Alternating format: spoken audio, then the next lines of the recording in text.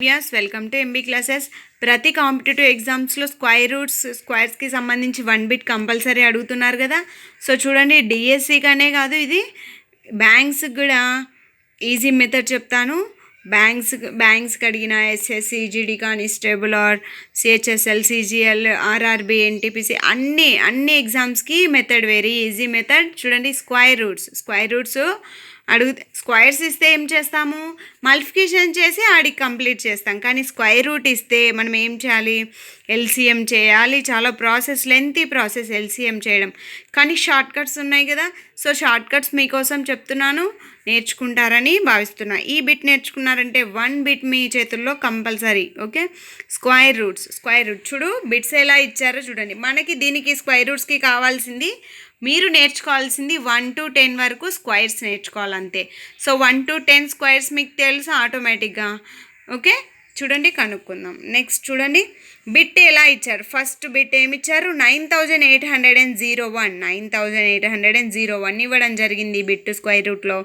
So మనం ఎలా కనుక్కోవాలంటే first ones place చూసుకోవాలి. ఎప్పటికైనా వన్స్ ప్లేస్ చూసుకోవాలి. వన్స్ ప్లేస్లో 1 ఉంది కాబట్టి ఇక్కడ చూడండి, 1 to 10 వరకు వన్స్ ప్లేస్లో 1 ఉన్న అంకెలు ఏమేమి ఉన్నాయి, 1 or 9కి ఉన్నాయన్నమాట. 1 or 9కి వన్స్ ప్లేస్లో ఉన్నాయి కాబట్టి నేనేం తీసుకుంటున్నా, వన్స్ ప్లేస్లో 1 అన్న వస్తుంది లేదా 9 అన్న వచ్చే ఛాన్సెస్ ఉన్నాయి. ఓకే, 1 or 9 వస్తుంది. ఎందుకంటే వన్స్ ప్లేస్లో 1 ఏదానికి ఉన్నాయి, 1 or 9కి వన్స్ ప్లేస్లో 1 వస్తుంది కాబట్టి నేను తీసుకుంటున్న వన్స్ ప్లేస్లో 1 or 9.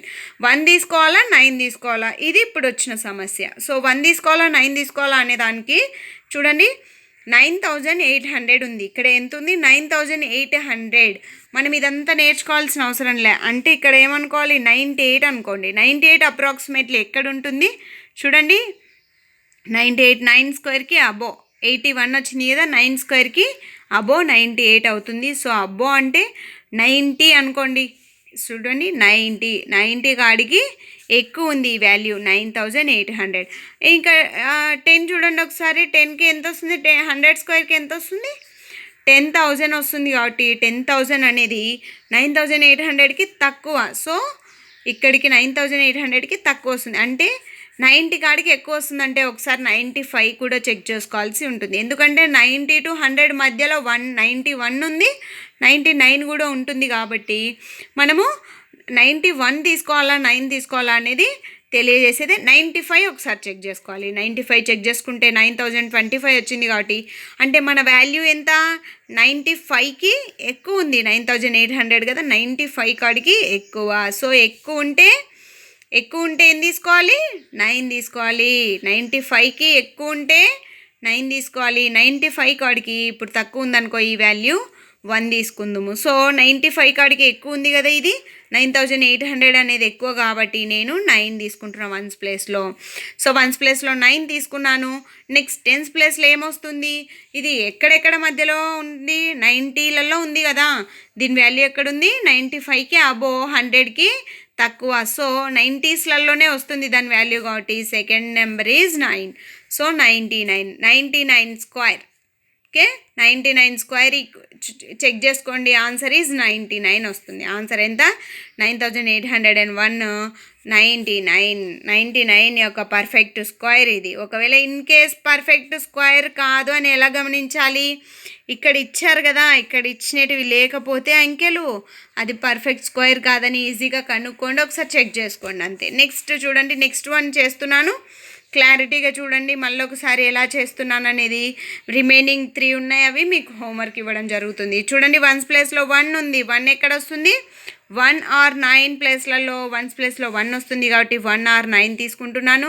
సో 1 వస్తుందా 9 వస్తుందా అని చెక్ చేయాలి. ఇప్పుడు చూడండి, ఇక్కడ 8200 అంటే 90 కాడికి అబో ఉంది.